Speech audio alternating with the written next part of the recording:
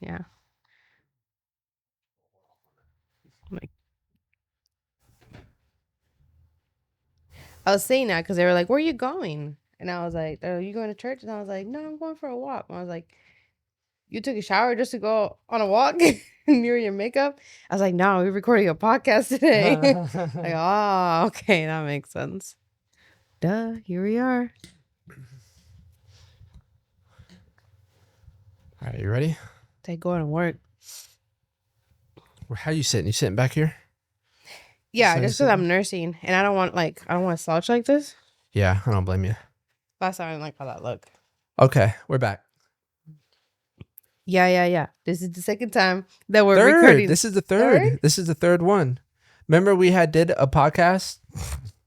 Oh, right. Yeah. The devil is a liar. So we're back. Recording this for the third time. No, for real. We've been Not in the having same issues. day. We don't got time like that. The second time was my fault though. Absolutely. Anyway, I don't really know what direction to take this because I think you've taken the lead on the ones that we're supposed to be. I got you. So if you haven't seen, we share our birth vlog. It's very short, very sweet, very cute. If you haven't watched that, go watch it first, right? Right. But because we took a break and I think that was. Yeah, I mean, we had a baby and we're adjusting and all that. And anyway, it's been about 6 weeks since we had a baby. So the vlog is out, but there was so much that happened that we couldn't include in the vlog. One, just extra footage that we're just not going to share. And then two, it's just some footage we couldn't get because a lot was happening in the room. So we decided to do a birth story, which is pretty common if you do a birth vlog. Most people do a birth story. And if this is not for y'all, it's really mostly for me. And just to share, you can always look back on this thing. So we're just going to share our birth story. This is going to be raw, real, and uncut. So if there is some parts that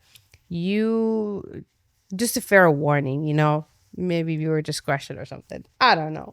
I don't know where she's about to take us, y'all, but well, no, anytime you talk about y'all. anytime you talk about certain things, it's hey, maybe don't have kids, or if you don't want your kids to hear about bleeding out and stuff like that, just precaution. That's all. So would you say this raw podcast is like a update / this is birth? Yeah, birth story and just where we are now since birth. It's been 6 birth weeks. Stories by the way are not a one size fits all. It's different for everybody. It's my story. That doesn't mean it will be yours or that it can happen to you.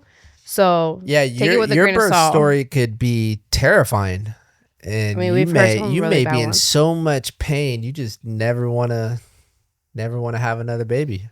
I don't know. I think you forget. But no, I mean, we know someone who had a really traumatic experience. They're like, I don't know if we could really have another one. Who?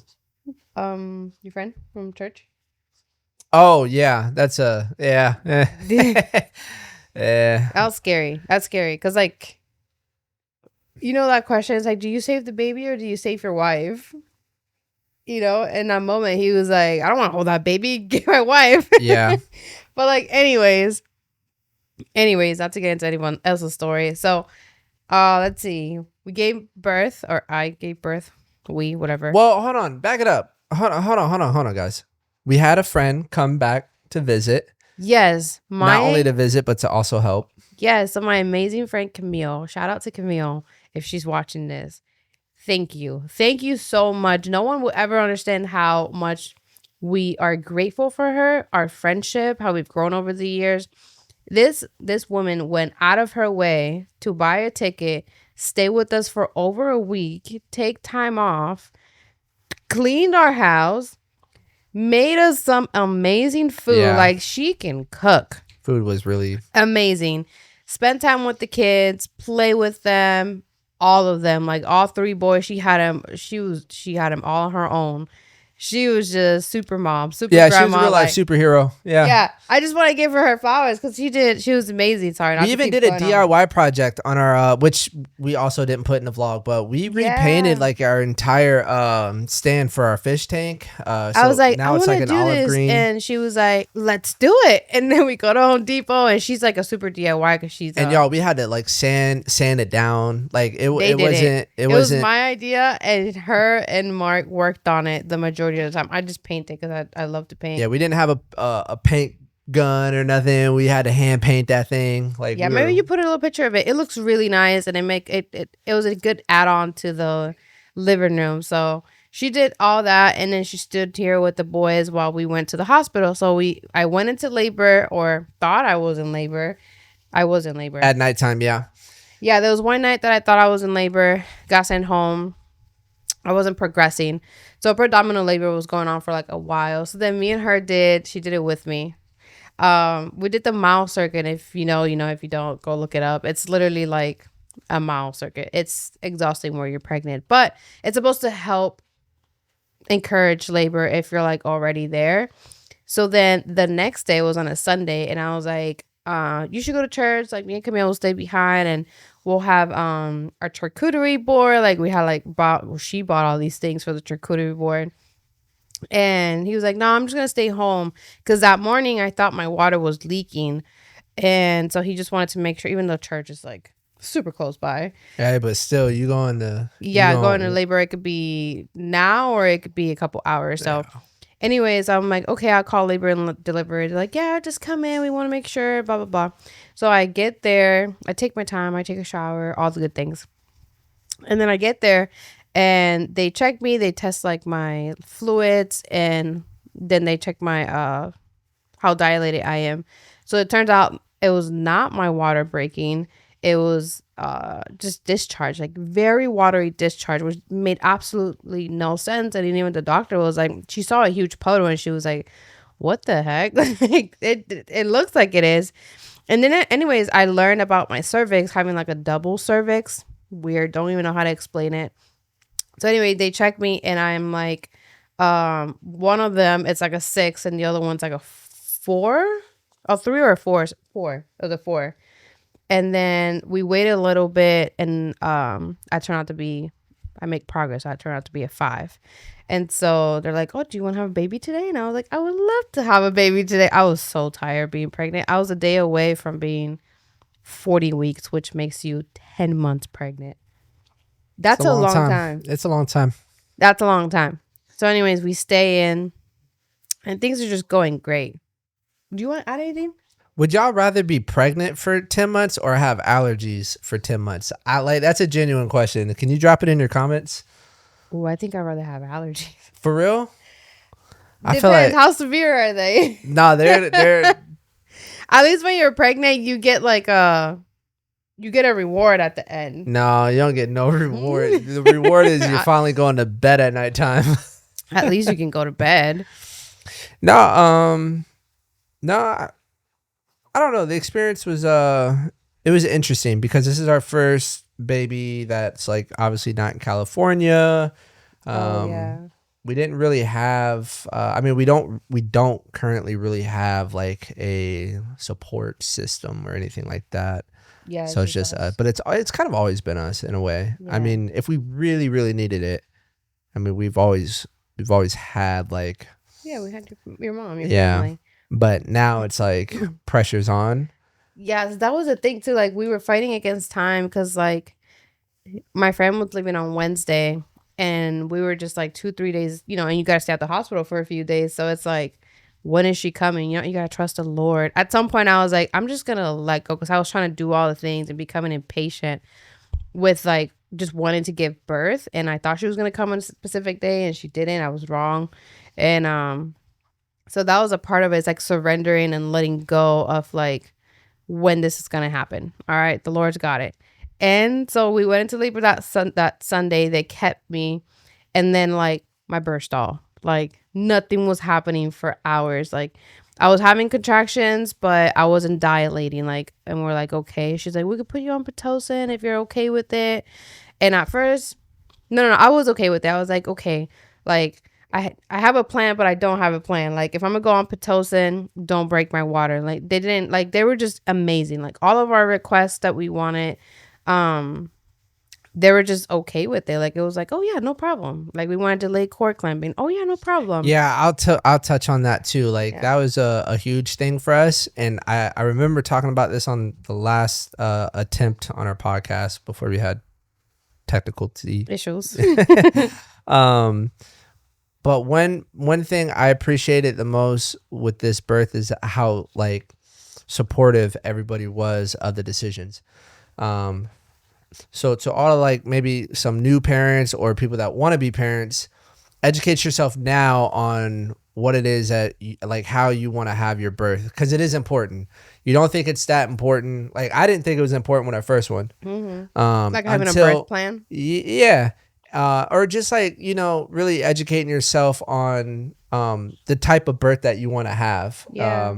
And I remember with our first one, it was just like, just make sure he's like good and safe, you know? Yeah. But within that year, there was some really, really, really bad life or death reactions, I want to say, with him. Yeah, with things that were given to him. Because of our lack of education. Also, we were just like super young. So like that is a good like advice, like, you know, take it or leave it. But just educate yourself on like what they're offering, for example, Pitocin and like other medication and like the epidural side effects, stuff that they're offering the baby, you know, certain drops. Look, if I'm gonna keep it a buck, because this is a very authentic podcast.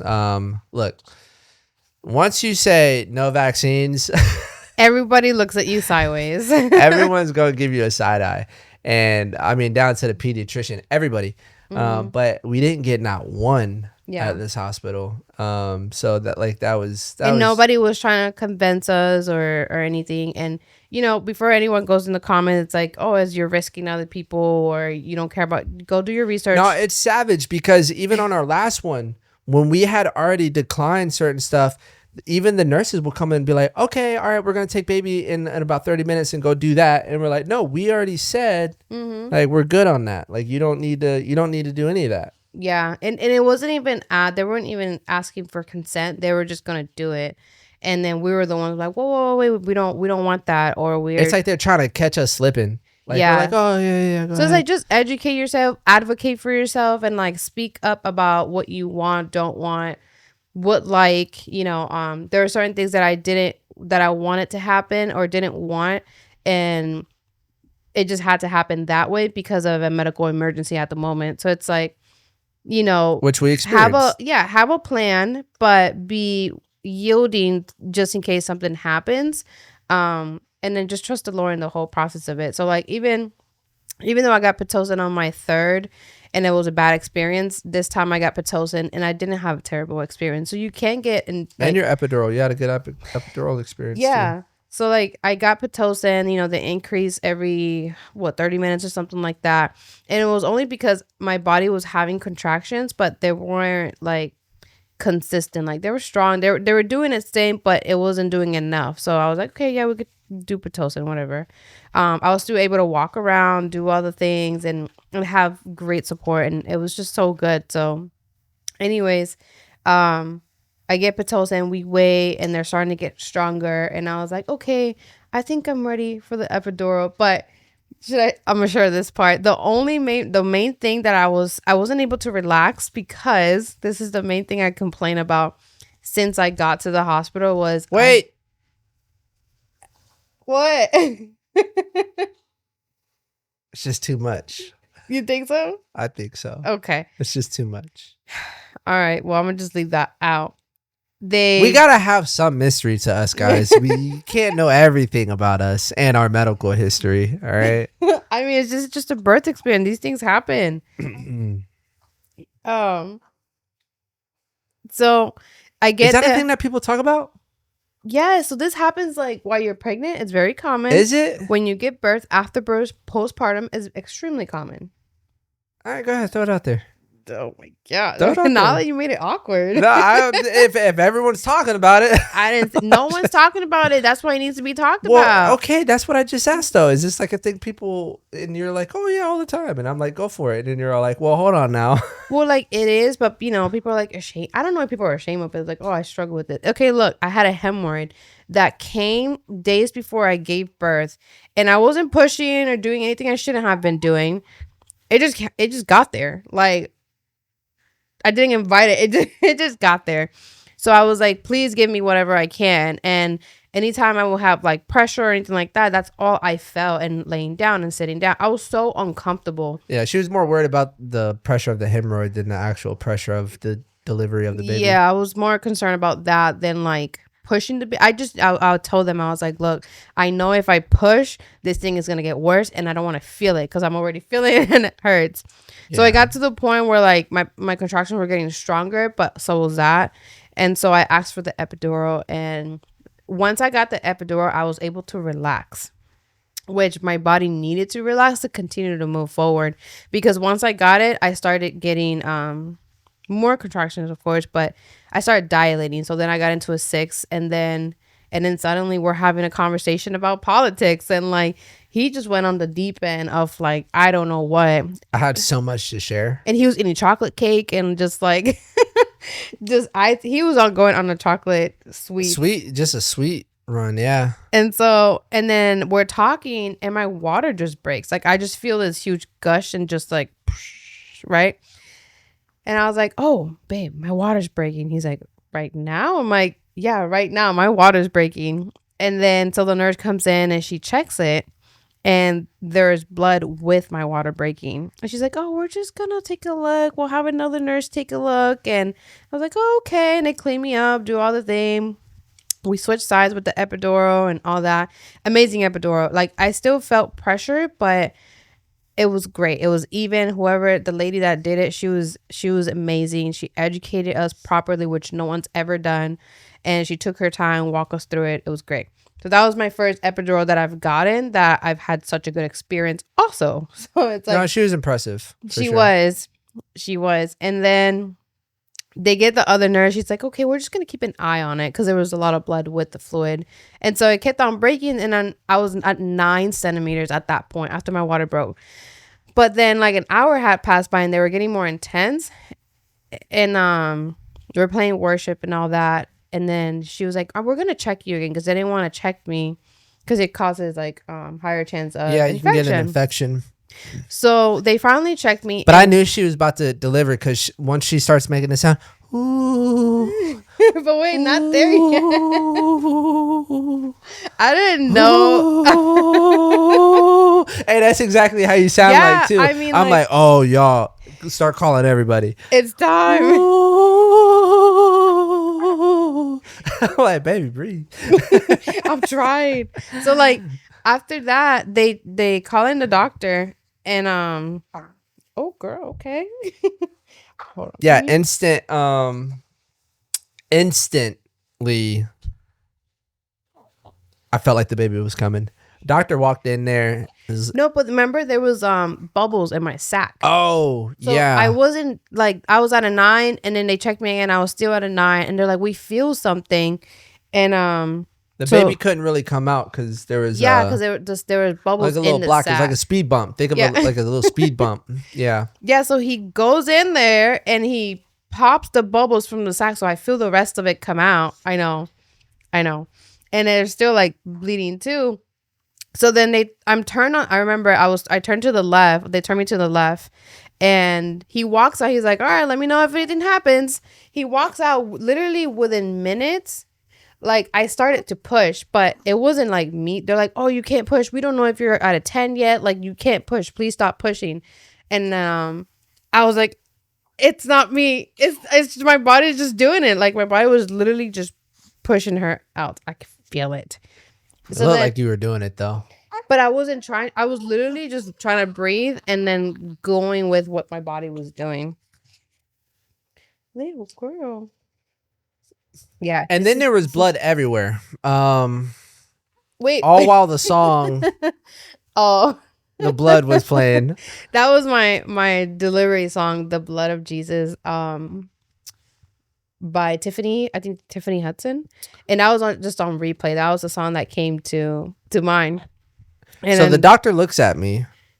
No, wait, before you go there, because like there was blood coming out, and I remember him saying, "She needs to come out. You need to give me one good push. She needs to come out because I'm bleeding. Like I was bleeding a lot." So then she literally one push, she comes out. So I said, whatever. They put her on me, and that's when we wanted to do delayed cord clamping. But there was these huge clots, these huge 3 clots that just popped out, and then I was just bleeding out. And he was like, "Hey, is it okay if we cut the cord right now?" I'm like, yeah, this doesn't look right, you know. And this is my 4th baby, so I've been around the block a few times. And when I had seen just that amount, and then I saw the placenta. Yeah, so y'all, that thing I would have loved to see that. That thing looked different. But I'm watching him, baby's already out. I'm watching him like fiddle with it, showing his colleagues like the eruptions or the holes. There's like some breakage in it. The reason that I was bleeding, and there's 3 of them. I couldn't tell what he was talking about. Clots, yeah, I couldn't tell what he was talking about because it looked all so nasty. Yeah, I think it's beautiful. No. Well, like it looks like a natural. raw piece of cow that's just hasn't been cooked yet. Just meat. Well, some people cook their placenta and take the supplements. But anyway, so what happened? The reason I was bleeding so much, like excessively abnormal, is because my placenta had detached before it was time. So usually your placenta detaches after the baby comes out, and like sometimes they like tug it a little bit. Oh, it'll take like 30 minutes to detach your body. That happened way before, and that's why I was bleeding. And then the huge clots was that. So it was bleeding out, but it was clotting inside my body. So then they came out, and then I was just bleeding out. So we didn't get to do the desired delayed cord clamping. We wanted to do like past the 1 minute, or to a post is white, or the desire leaving on time, because baby ended up getting jaundice, which is their blood is different from each other. So so our blood is not blood. Yeah, our blood is not compatible. So she ended up getting incompatible. When she gets older, they will bump heads. Like, we are gonna rebuke goats. That in Jesus' name. No, but they ended up, doing all the things they had to do so I would stop bleeding. But yeah, baby ended up, we had to stay 4 days in the hospital.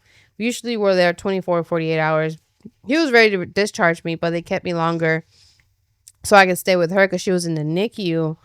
Her jaundice just kept on spiking up, and it wasn't coming down, so she needed phototherapy and all that stuff, which can happen. But if it doesn't do what it's supposed to do, then it's like concerning. There was a lot of, like, I wouldn't say worrying, but it was just unusual, and even when we came home and we had to get her levels checked, like even they were like, "Oh, it's back up," and we're like, "Oh God." Yeah, so she had a lot of blood work tests done in the pediatrician's office, like out of care, and then we had someone come to a nurse actually came to our home, checked her levels like weeks after, and things eventually like started to come down. But I just want to like emphasize that even though birth at some point felt like it could be traumatic or it was chaotic, and I was telling him like when I was bleeding out and like she's on me, I was just like I just had this peace. There was just so much peace, and to me it felt like I just took a snapshot of the room and everything just kind of froze,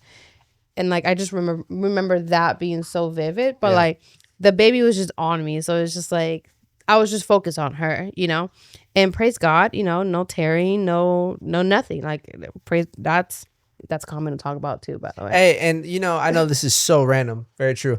I want to also put out there that if you're a dad and you're also maybe like about to have a kid or want to just stay out of the doctors and nurses' way. That's the best thing that you can do. If they're doing what they're supposed to be doing. If not, advocate for your wife. Oh, 1,000%. Always speak up. Always speak up. I actually look forward to advocating. When we were driving to the hospital, you're like, "So how do you feel?" And I'm like, "I'm ready for conflict."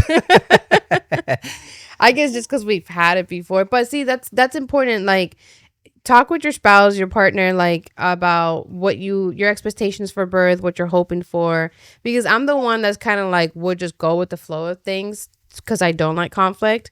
But he's just like, he doesn't mind it, you know, so he'll say what he needs to say. So it's like, if I don't say it, he'd be like, okay, but hold on, you know, he'd be the first one to stop. Yeah. Like our second one, like, you know, during COVID, we had we had our second, and when she was about to go into delivery, I'm wheeling her in a wheelchair in the hospital, and they're all like, "Oh," they already know what's up. Mm-hmm. Like, she's about to go into labor, like, and I mean, like, really about to go into labor, like a movie, like it's about to happen. And they're all like, "Oh, well, we just need her insurance card." I'm like, no. Like, she needs to go in the back right now. We'll figure out all the insurance stuff. Like, you guys will get paid. Yeah. And even when we went in the back, then they were trying to get her to wear a mask. Right before I was about to they were like, before the doctor comes in, we just need you to put on a mask. And he was like, she's not doing that. Well, she wouldn't say nothing. So then the doctor looks at me and hands me the mask like, she needs to put this on. I was just like, she's not putting that on. By the way, that was get back to work, doc. Deliver that baby. And that's not okay. So all the Karens out there like, oh, you should have worn a mask. You're like, look, you're in labor. You already can't breathe. This was a natural birth. It happened. Hey, look, it was fast. During COVID, and guess what? Our baby's 5 now, and he's perfectly healthy. But no, just to say, even like the doctor was already fully like with clothes. He had this whole thing on, and he had a mask, a shield. Like all the things. Everybody else had a mask. They've already debunked too much for us to care now. Man, I just don't care. And I'm not going to care later if you tell me to put on a mask. Or my wife or my kids. It's, like I've disrespected the mask rule. And I've made it to this point in my life right here, right now. I'm still here. Masks save lives. I'm breathing just fine. Ask my wife how I sleep. His mouth open. I sleep with my mouth wide open. I'm getting all the oxygen. I don't think that's a good thing. They're all like, don't go to jail. Oh my God. Hey, anyway, look, I don't know where you're going with this, but there's a lot of unexpected things that I feel like we didn't like trip on. Yeah. I was just like, everything's going to be the way that it's supposed to be. Don't worry so much about the tests that are going to come with this. Yeah. Because you got to focus on the things that are important. And I think all of the needs were met. And yeah, I mean, I think before all that, like my whole thing was like just surrendering to the Lord, everything like this, because the last birth, I had it all planned out. I'm going natural, and we're gonna do this, and we're gonna do that, and it's gonna be great, just like the second.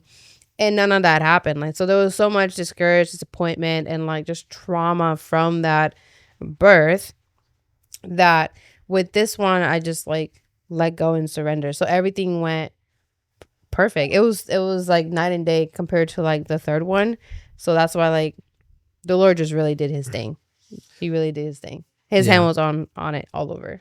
And what I meant to say, by the way, y'all, like, get out the nurses and the doctor's way is, like, for an example, like, we were filming the whole thing, but they also asked, like, once delivery starts to, like, really go in effect, to turn off the camera. So instead of having just that another thing added onto their plate to worry about, I just made sure that I didn't wait for them to ask me to turn it off when that time happened. I just turned it off. I'm not in the way. Also, just standing there with all my crap around the bed, I think that's important. I think it's important for nurses and doctors to be able to move freely inside the room. Not be all up in their face asking a million questions. Like, there's a time and a place for all of that, but the main focus is definitely the mom, the wife, so the delivery goes smooth. There's nothing that you can do unless you catch on to something that's being done poorly or unethical, and then you're all like, that needs to change. Just stay out of the way. Let the doctors do what they need to do for healthy births, and just really be there to support.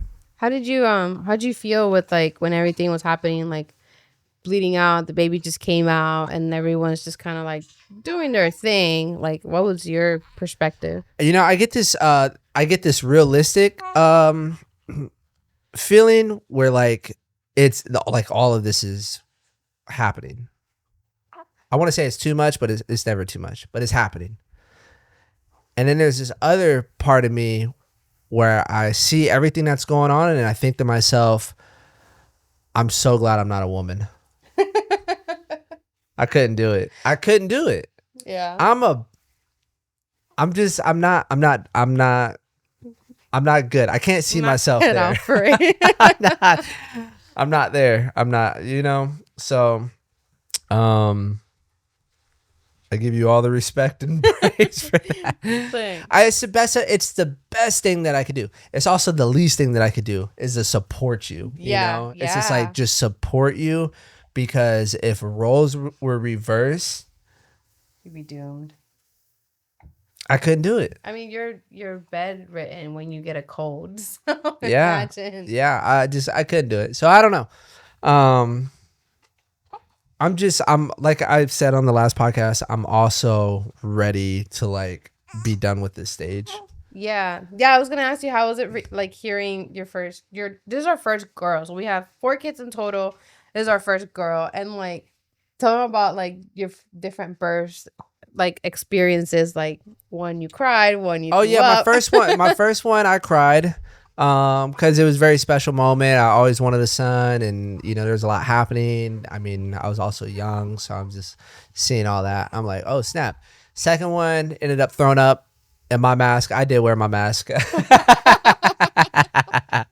It was the least that I could do. I'm like I said, stay out the doctor's way. I didn't want to make the doctor's life any harder. It was just me not wearing the mask. Why did I wear the mask? I think I was so skeptical that they was going to kick me out, because they were so like, they were very picky about who was in the room. So some people had to give birth that year without their spouse, so it's like it was good that you were there. Yeah. With my third, I didn't do either or. I just felt I was just in a different stage. This one, same. I don't know. The first two, last two. Like, we got this. Yeah. I feel Hold on. I feel more, I don't know, I just feel different for the last two. It just seems like I know what's going on. I know what to expect. I've seen it before, so but there's no more to see. That's it. And the reason I say I'm ready to move on from the stage is because like I'm personally just tired of doing all of this work to get one child potty trained just to hit the reset button. And I haven't even gotten the last one potty trained, and we already got a new edition. So, and I want to also share like what the challenge has been is like creating a new routine, like incorporating like a new infant baby into having a 1-year-old. How old is he? 16 months? 18. It's like an 18-month, and he's a lot, you know? So like that's been a challenge for me. Is like balance. Balance is so important, but it seems like everything is unbalanced, but things are starting to balance again. Yeah, it's like a new balance. Yeah, but yeah, I guess like the first few days, even the first few weeks was just really, really rough. Like adjusting to the new baby. We slept in different beds. We've been sleeping in separate beds, rooms, just because our toddler, he was not sleeping through the night yet. So it's like we couldn't have him come to our bed, and then like she's crying in the middle of the night 'cause she's waking up every 2-3 hours. One night I said, skip that. I'm going to bed. I'm coming to bed. Skip that. Oh, and yeah, one night. And I was like, what? You're what? Yeah. He's like, yeah, make room for me. I was like, oh, like tonight? Yeah. And it was like 9 o'clock. I told you, I'm like, I'm coming to bed. I'm like, oh, okay. And then great. Our 1-year-old just, he started sleeping throughout the night again. So, Yeah, he's been like that for what, like 2 weeks? 2-3 weeks now? Yeah. So some things are starting to like fall back into place. And that's just like, give yourself grace. If you just had a baby or you have multiples, give yourself some grace, and like things will fall back into place. And at least for me, not every emotion it's real, because like postpartum hormonal drop, it's like insane, and then you're going up and then you're going down and you're breastfeeding and all that. So that's even an adjustment within itself. And he's just been nothing but supportive and great. I've been a problem too. I haven't been perfect. Yeah, this is true too. But for the most part, yeah, like great. Like he doesn't react to every emotion I have, which I appreciate, because I'm like, okay, maybe it's just me, you know? No, I just I feel also like don't think I'm super crazy either. mm, You disagree? it just comes with You think I'm age. crazy? No, it just comes with age where you're just like, even you asked, you were like, how are you not, what, when the kids were, when the babies were crying? Oh yeah, like before, if there was, what even? Yeah, like you would just get so pissed, like just so annoyed, and just like if the kid was like screaming for too long, like Hey, but why is he crying? y'all, am I crazy? But crying babies are next to, what do they call leaf blowers? That's how annoying a crybaby is. That's why people call people crybaby, because it's an annoying, like, stop being a crybaby. Dang it. Crybaby, like a crying baby is absolutely the most annoying thing anyone could ever hear. Now we don't just have one, we have two. But no, he's been doing better through the years, because even not too long ago with Josiah, it was just like crying baby in the car. Oh my like that's goodness. just that I was would pull over. that I would was have not to his pull thing. over. I'd have to pull over and yell at the sky. Yell at I the would sky yell is at the crazy. sky. God? Lord? Hey, but that But was now- realistically me. That was it. But now I would never. I would See? never. The Lord works in you. The Lord works in you. Trust him. Trust the process. That is true. I never thought I could just finally be okay with it. But it's just like like they're babies. You know what I'm saying? Like there's Yeah. nothing that they can do. Just if you need a second, just go Walk away. Your baby walk be away. fine. Yeah. That's one of the things they teach you in parenting classes. Like, if your baby's crying or, you're upset, don't shake the baby. Put the baby down in a safe place. Hey, I do that even though I'm not irritated at all, but I always say that. Still till this day, I'm like, Yeah. don't shake the baby. Yeah, we it's teach like that the to our only kids. rule that really matters. Not that I need to remind myself not to shake the baby. I just think it's we funny. teach that to the kids, though.